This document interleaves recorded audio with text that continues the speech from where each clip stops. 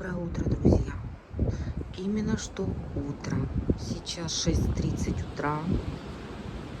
И я собираюсь на маникюр. Мне на 8 часов на маникюр в соседний город.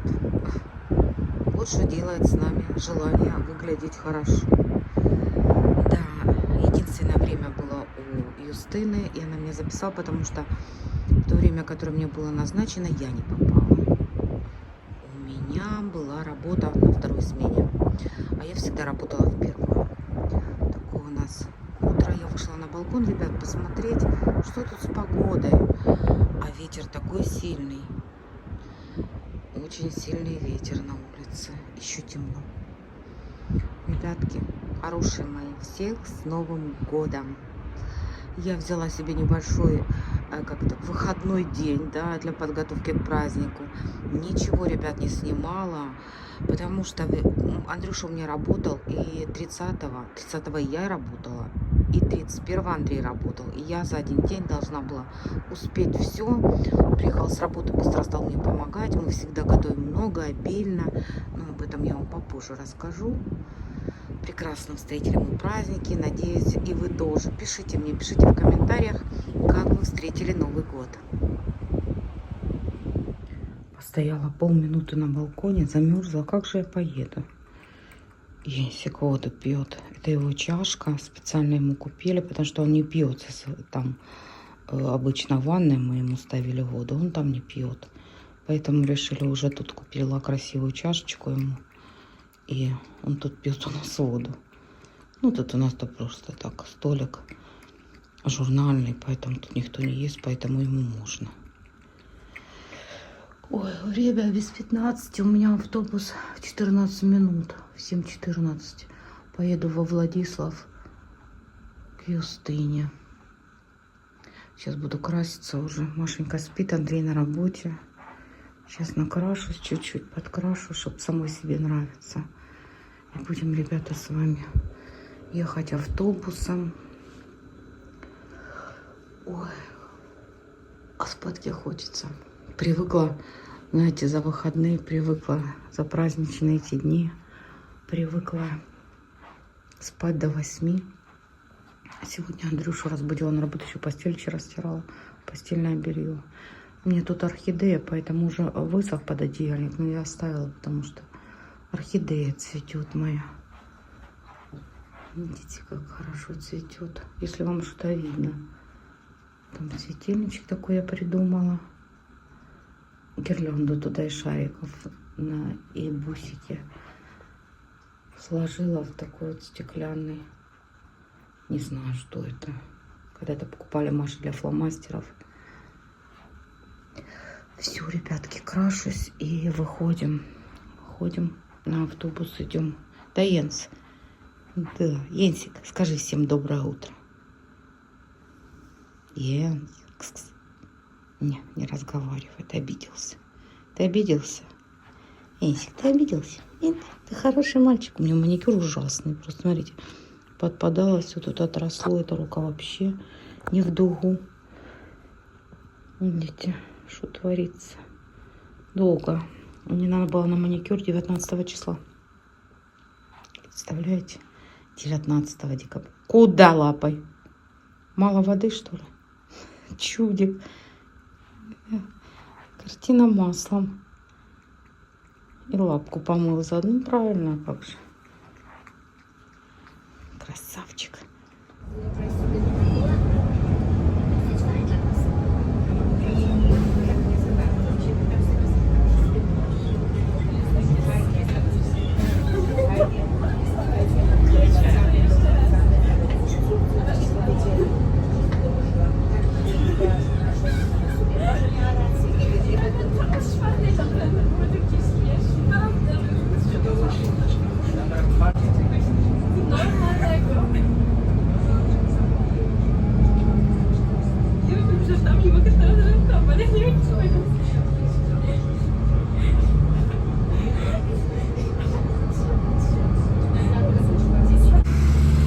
Я уже с маникюром стою на остановке автобусной. Жду свой автобус, через 5 минут будет. Зашла еще в Росман, купила салфеточки. Турбу свою сюда положила. Платочки носовые. И забрала от Юстины. Вот этот тортик мы привозили ей в таком Наполеон. Я вот сейчас забрала, потому что еще могут заказать. А нужна эта переносочка. И сумку свою сюда положила. Ребят, такой ветер, что эта сумка у меня, пакет легкий, летает, чуть не порвался. Так я туда свою сумку положила. Стою на остановке. Жду автобуса. Сейчас приеду домой, покушаем с Машей, позавтракаем и будем ехать в Радлин. Очки готовы Машины. Пришло СМС, что ее очки готовы, будем ехать забирать, а оттуда уже Андрюша за нами приедет, заберет нас. Ребята, пробегала целый день пробегала. Приехала домой быстренько с Машуней. Покушали и поехали к окулисту. Оттуда нас Андрюша забрал. Приехали домой, покушали опять. И смотрите, зима таки пришла. Зима все-таки настала на снег. До 12 ночи будет идти. Я думаю, прилично выпадет. По крайней мере, дети смогут покататься на санках. Зимушка, зима. Чуть-чуть, ну чуть-чуть, блин, опоздал снег. На 2 дня. Сегодня 2. Представляете? Ну, еще лучше, конечно, на Рождество. Ну и так хорошо. Пытаюсь так камеру сфокусировать, чтобы вам было лучше видно. Мелкий снежок.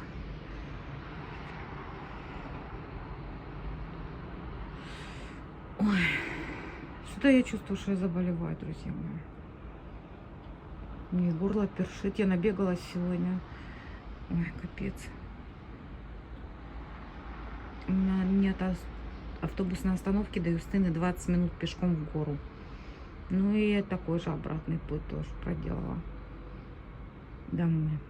И видно, где-то не было очень тепло. Потом я посидела у Юстины, вышла, и мне стало холодно. Потому что ветер еще сильнее поднялся. Посмотрим, надеюсь, что не заболею.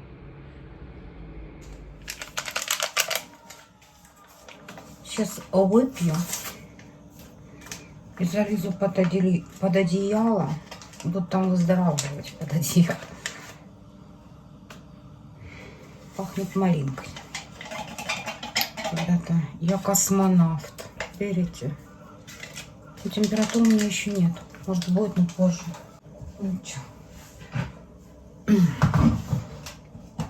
как-то купила, кстати, я вам показывала или нет, новый фильтр для воды. Закипятим чайничек. Заварим себе чайку. Ну, вот эти штуки помогают, типа фервекса чая. Какие там еще бывают, да, вот эти, которые кипятком заливаются. Но главное вовремя его выпить, но вовремя начать пить. У меня остался последний пакетик, это что Андрюша, я покупала для Андрея. А завтра надо будет, может, Машуня сходит, если у меня будет температура, Машуня сходит. Ребят, чайник шумит, меня и слышно не будет. Хотела, друзья мои, показать вам, какие я купила штанишки, носочки своему младшему внучку. Вот я еще 31 декабря успела на распродажу в Пепко.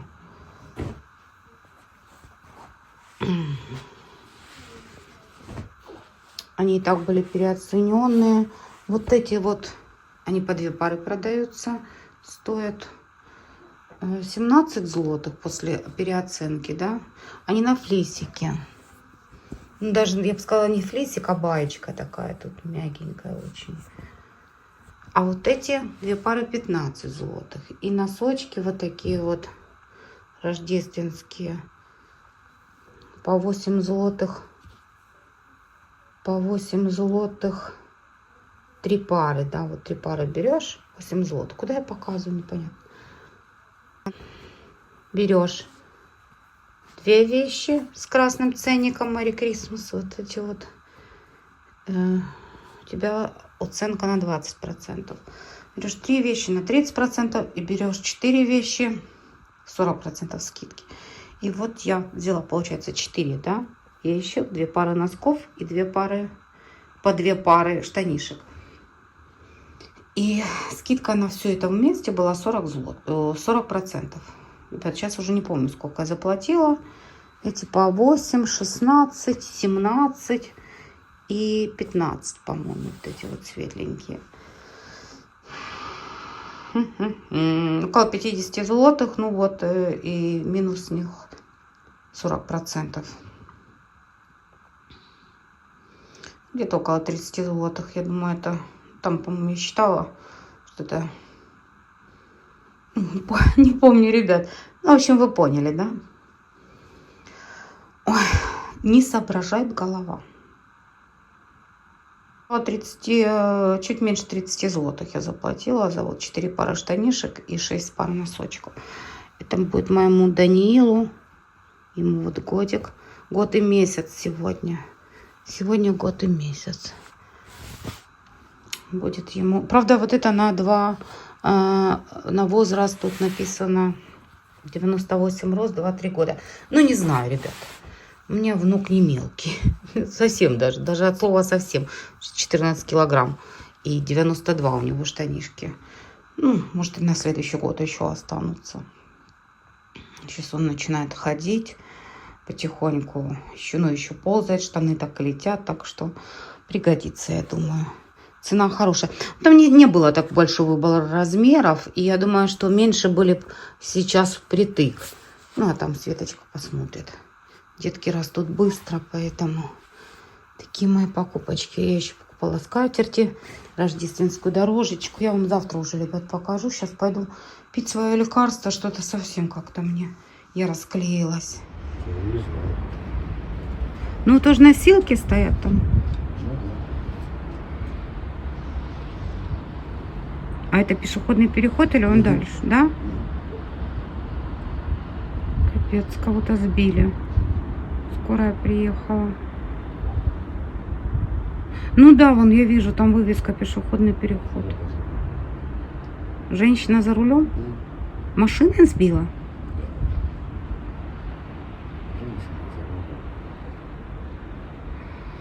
Ой, Господи. Наверное, не смогла затормозить, да? Скользко. Ну, вот это за все время, ребята, это первое ДТП, которое я видела. Ну, я имею в виду.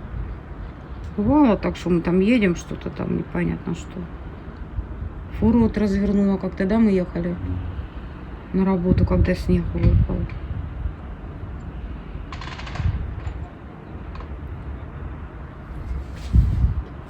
Ты представляешь?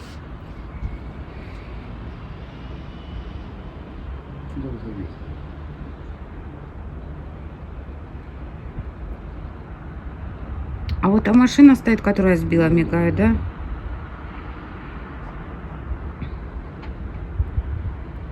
Дай бог, чтобы все обошлось.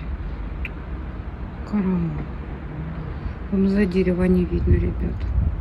Ну, я вообще такие вещи не снимаю, людей горят, но так получилось. Вот вам и снег.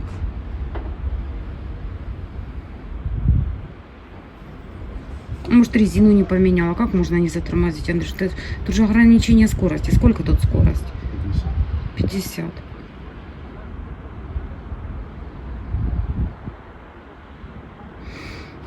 Да. Будем надеяться, что все обойдется. Продолжение, ребят. Следующий день. Видите? Приехали коммунальщики ставить освещение. Видно, не горел фонарь как раз над пешеходным переходом. И случилось у нас вчера ДТП какое-то. Но что именно, мы так и не поняли. Мы думали, с Андрюшей сначала, что сбили какое-то животное. Потом мы думали, что авария произошла. Потом Андрей говорит, может, кто-то упал, кому-то плохо стало. А сегодня, видите, коммунальщики ставят, вкручивают лампочку меняют. Раньше надо было, а не когда уже случилось. Там как раз пешеходный переход. Такая у нас погода сегодня, ребята, снег тает. Все тает. Все, с крыши все капает. С крыши, с карниза, с балкона. Сейчас сейчас сделаю нормально, а то я приблизилась сильно, покажу вам. Дороги просто. Душа сегодня приехал, говорит, так скользко утром было, а сейчас все наоборот растало, слякотно, сыро. Вчера было очень красиво вечером. Солнышко садилось, снег так подсвечивался. Но я уже не стала снимать, потому что я что последнее время одно видео у меня на балконе. Но только на балконе. Я ж все лечусь, ребят, никуда не пойти, ничего. Кашель у меня и насморк. Слабость такая. Так что сидим дома пока. Пока сидим дома. Вчера набегалась. Еще чуть-чуть ближе.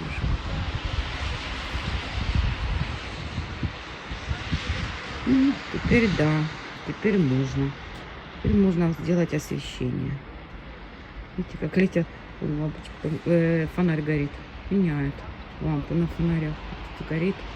А тут сейчас тоже уже горит. Ну хорошо. Будем надеяться, что все будет в порядке. Друзья мои, вы у меня на кухне. Вы у меня на кухне, ребятки. Сейчас Маша готовлю легкий перекус. Бутербродик с маслом и с сыром.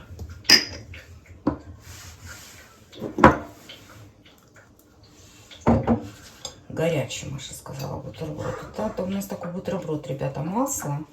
Подождите, я свет включу, чтобы было лучше. Так еще хуже, наверное, видно, да? Блин, как не угадаешь с этим светом. Масло и сыр. И немножко его расплавить. В микроволновке чуть-чуть нагреть. Она любит такой бутерброд у меня. Иногда сюда колбаску добавляю, иногда сюда листья салата добавляю. Как раз сейчас все масло уберем, помоем. Масленочка. Замечательная вещь, ребят. Вот эта французская масленка. Кто не видел, я заказывала, вернее, это Машенька мне заказала, по-моему, на день рождения. Через интернет мы заказывали на Allegro. Состоит из такого вот колокольчика. Да, ну, как вот выглядит, как колокольчик. Очень толстый фаянс тут. И вот такой чаши, в которую вы добавляете кипяченую охлажденную водичку до отметки. Сюда вы кладете размягченное сливочное масло. Вот так вот переворачиваете. И масло хранится очень долго в мягком состоянии. Вот так вот ножик сюда вставляется. Ну, бывает без ножика продается. Разные бывают, да? Но это все, это мыть. Это мыть. И воду я меняю где-то раз в 2 дня. Каждый день нет смысла туда ничего не попадать. Если аккуратно вы пользуетесь и каждый раз, да, там, следите, чтобы масла не было вот тут вот на ободке, вот тут, да, как-то. Ну, и это тоже не сильно влияет, там не будет ничего такого. Если аккуратно пользоваться, то воду можно менять раз в 2 дня. Так, хорошо. Заканчиваем Машенькин салатик. А встретились мы с вами, знаете, почему у меня на кухне? Я сейчас буду готовить себе лекарство от кашля, ребята. Это у меня сыр моцарелла плюс чеддер. Большую упаковку покупали. Ребят, это у меня тут фильтр для воды. Вода стекает, поэтому такие звуки, знаете, как будто где-то капает вода. Где-то протекает кран.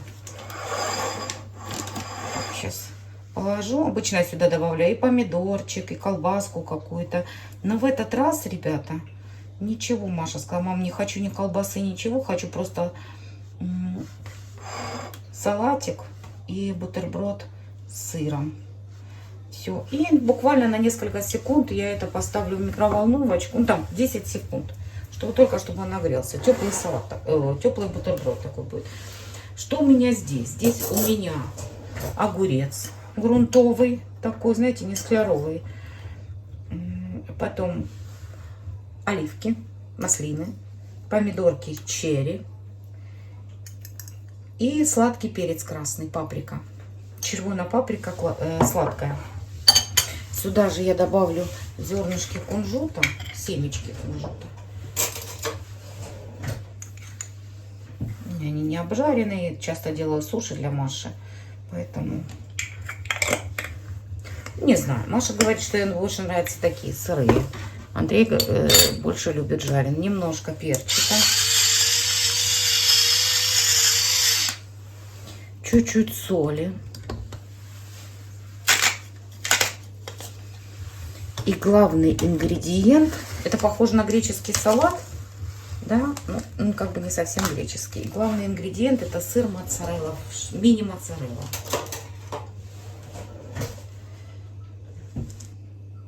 Только знаете, друзья мои, что я вам скажу, надо бы эту моцареллу перерезать напополам. А я почему-то вспомнила об этом только сейчас. Хорошо, мы перережем сейчас. По одному доставать. Сразу она всю упаковку не ест, поэтому я стараюсь чистой ложкой, чистой чем-нибудь доставать, чтобы она еще постояла день-два в холодильнике. Я ее пластиковой крышечкой перекрою и добавлю сюда моцарелки. И будет такой вкусный, витаминный салатик. Маша у меня такой очень любит. Если бы у меня было укропчик или петрушечка, тоже добавила. У меня есть зеленый лук, но Маша не очень уважает лук, поэтому не будем портить ей удовольствие. Андрей кашляет, и я кашляю. Но вы, друзья мои, потерпите. Сейчас я вам покажу супер рецепт от кашля. Сейчас я вам открою Америку, ребят. Сейчас вы увидите, что я... У меня редко бывает кашель, очень редко. Это вообще, ну, я не знаю, раз в 5 лет, может быть. Ну, бывает. Поэтому я вам сейчас расскажу свой рецепт. Так, все, хватит моцареллы. Странный ракурс у меня. Так, ребят, я добавила еще немного растительного масла, которое Маша любит. Ну, любое какое есть, но предпочтительно тот, который я добавила оливковое. И немного присыпала базиликом сушеным. Андрюша выращивал вот червоный базилик, красный, да. И насушил его на зиму. Наморозил, насушил. В общем, я добавила немного базилика. И вот такой вот тепленький хлебушек с сыром. Так, тянется тут сырочек. Пойду кормить Машуню. Внимание, рецепт от кашля. Ребят, кашель у меня, ну, можно сказать, что влажный, но тяжело очень откашливается. И дряпает мне при этом горло. Очень неприятный кашель. Если вы меня понимаете, о чем я, очень невкусный, скажем так. И мне мама в детстве готовила такое лекарство. Вот это, ребят, черная редька. Я ее сверху помыла хорошо, сверху срезала, да, вот это там, где, откуда растет редька, откуда листики я срезала верхушечку, ну, в принципе, это не важно. У меня низ срезала, ребят, прикиньте, только сейчас увидела. Ну, это не важно, это не имеет значения. Срезала вот так крышечку и выдолбала, насколько могла, серединку. Это черная редька. Ну и, по-моему, она так всегда называлась. Редька черная, то есть не дайкон, да, ничего, а вот именно вот такая черная редька, внутри она беленькая. Старайтесь покупать ее, если именно для сиропа от кашля вы будете делать, старайтесь ее покупать самую большую и самую плотную, чтобы она была как, знаете, как камень, чтобы она не была вялая. Если она вялая, в ней уже мало сока, а именно сок вам и нужен. Аккуратненько, стараясь не порезать вот так вот, как я, видите, разрезала. Ну, ничего. Выдалбывайте серединку, насколько это возможно, но без фанатизма. И так, чтобы одна шкурка осталась, потому что работает именно мякоть, да. И добавляйте туда мед. У меня мед домашний. По-моему, нас угостили Сережа, или его отец, или его дядька держит пасеку на Украине. И вот как только мед передают, они нам дают баночку. Сережа приносит. Вот у меня есть целая баночка, и вот уже остатки. Андрюша с Йенсом воюет, извините. И вы вот так вот до самого верха заполняете ее медом, эту редьку, и оставляете. Теперь я вам расскажу, как мне казала мама. Редька должна, извините за мой французский, она должна, мама так сказала, всяться. Ну, что я вам могу сказать? Она должна пустить сок, ребят. Редька должна пустить сок. Забудьте это слово, что я сказала. Она должна пустить сок. Когда родителей нет уже давно, моей мамы нет 25 лет, то, знаете, бывает, я повторяю фразы, которые она говорила. Мне приятно об этом вспоминать. Какие бы ни были эти фразы, ну, из жизни слов не выкинешь, понимаете? Вот, ее так надо оставить. Оставить ее не надо там в темном месте, не в темном, без разницы. При комнатной температуре. Почему у меня тарелочка в тарелочке? Потому что сока будет очень много. И этот сок, это и есть этот сироп от кашля, который очень хорошо разжижает мокроту, который очень хорошо выводит вот это все из бронхов, трахеи, да, вот там, в общем, вы понимаете, о чем я. И это такой рецепт, который полностью, как вам сказать, без химии, да, полностью натуральный. И прежде чем начинать есть всякие таблетки, пить сиропы и что-то там такое, можно еще делать компресс с капусткой с медом, тоже вот сюда положить, да, на этот самый, на верхнюю часть груди, вот тут, под горлышком. Ну, это такое, знаете, это для экстремалов. Я не люблю, когда мед по мне течет, а он будет течь в любом случае. На капустный лист подогретый, можно в микроволновочке, можно так его как-то там через пеленочку утюгом немножко согреть. Ну, как-то согреть надо этот капустный лист. Или при комнатной температуре оставить. И на него немного положить меда и прилепить вот этой липкой стороной себе вот сюда вот под горлышко на грудь. Ну и так, надо провести сколько-то времени. Обычно это делается на ночь, и утром устаете этот листик, если лекарство сработало, если этот компресс, то есть сделал свое дело, капустный лист должен быть абсолютно сухой, высохший, вот как осенний листок, понимаете, весь съежившийся такой, ну, в общем, все соки с него вышли. Тогда понятно, что это лекарство поработало. Все, оставляем это до появления сока. Почему тарелочка в тарелочке? Потому что сок будет течь, сока будет много. Ну, опять же, от сочности редьки зависит. Поэтому ставите как бы в поддончик. И тут уже, я вам скажу так, для ребенка, ну, до школы достаточно 1 чайной ложки 3 раза в день. Подростку десертной ложечки, а мне, как взрослой даме, я буду пить по столовой ложке 3 раза в день. Ну, и как только это все закончится, то придется покупать следующую редьку, то есть до выздоровления пользоваться вот таким рецептом. Я с вами поделилась, друзья мои. Возможно, кому-то пригодится. И у меня к вам просьба, пишите, пожалуйста, в комментариях мне, кого мама в детстве лечила вот именно таким способом, редькой с медом. Ребята, уже поздний вечер. Смотрите. Напротив дом, а там идет за 2 зайцами. Меня отражается в окне. В оконном стекле отражается телевизор мой. Видите? Сейчас буду уже монтировать для вас видео и ложиться отдыхать. Уже поздний вечер. Погода не очень такая, знаете, снег подтаял, днем было слякотно, ветрено очень. Завтра надо выйти на улицу, подышать немного. Но сегодня я уже осталась дома, целый день была дома, нигде не была. Вчера набегалась с этим маникюром. Теперь вот будем кашель лечить. Все хорошо в меру, знаете. Ну, хорошо, дорогие мои. Буду на этом с вами прощаться. До нового видео, до новых встреч. Пишите ваши комментарии, ставьте лайки, подписывайтесь на мой канал. Напоминаю вам, что с вами была Татьянка в Польше. Всего вам самого доброго, крепкого здоровья и всем пока-пока.